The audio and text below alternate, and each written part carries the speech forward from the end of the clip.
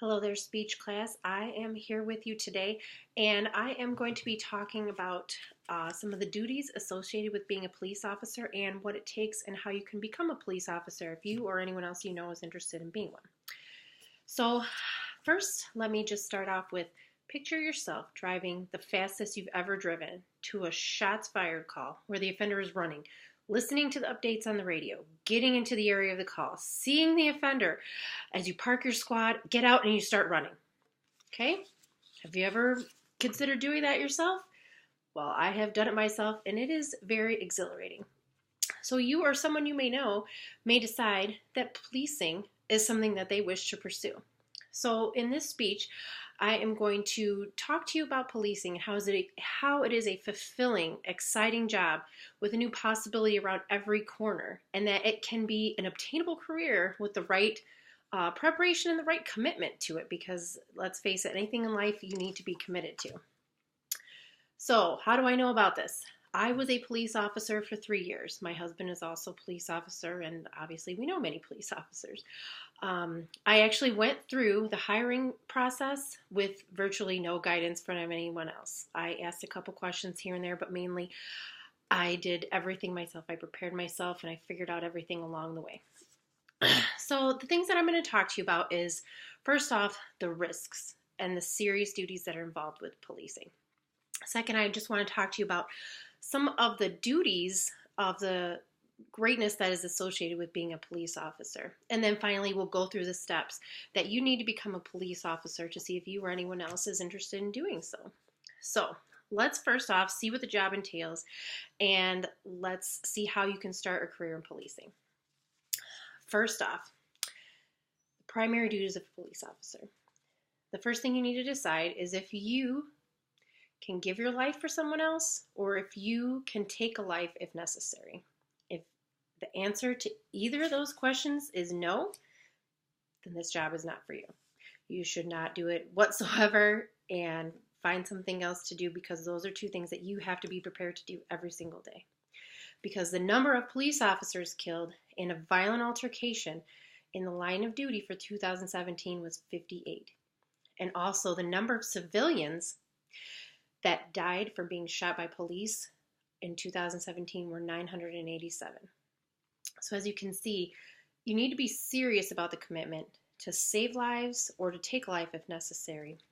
Just the other week, actually, one of my ex-coworkers got shot, and he had to shoot and kill the suspect who drew the gun on him and shot him. So you have to be prepared to do that. You have to mentally prepare yourself for the possibility of any situation being presented to you at any given time.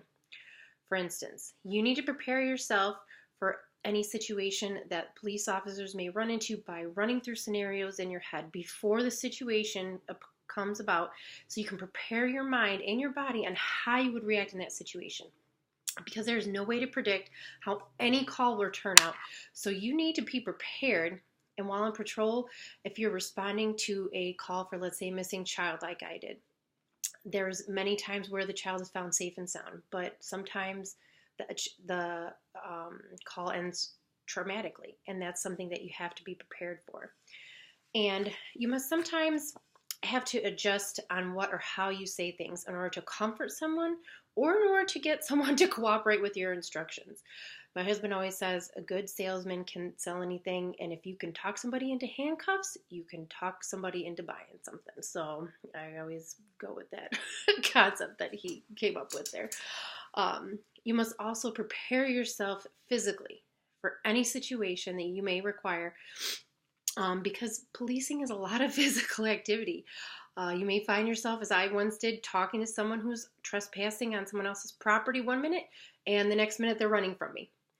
You could also find yourself talking to somebody one minute, and the next minute they're fighting with you.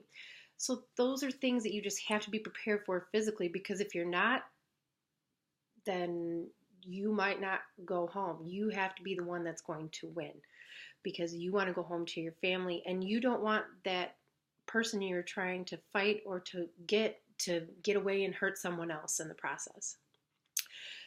You also have to be willing to help those who can't help themselves. You may be called to a domestic call where a spouse is being physically abused by another spouse. You may be called to help a parent with a delinquent runaway child, which I have been on many of those calls. You may be called to help someone with a medical emergency, and you may get there before the paramedics get there. You may be called to a location where someone is attempted to steal or break into property that isn't theirs. And also, when you go to these calls, you're going to have many tools. One of these tools is this. It's the ASP. This is how it's deployed. And this is a tool, many of the tools that a police officer has on their tool belt to use just in case they run into someone who is not compliant. So there's just a few things that are possible in the day of life of a police officer.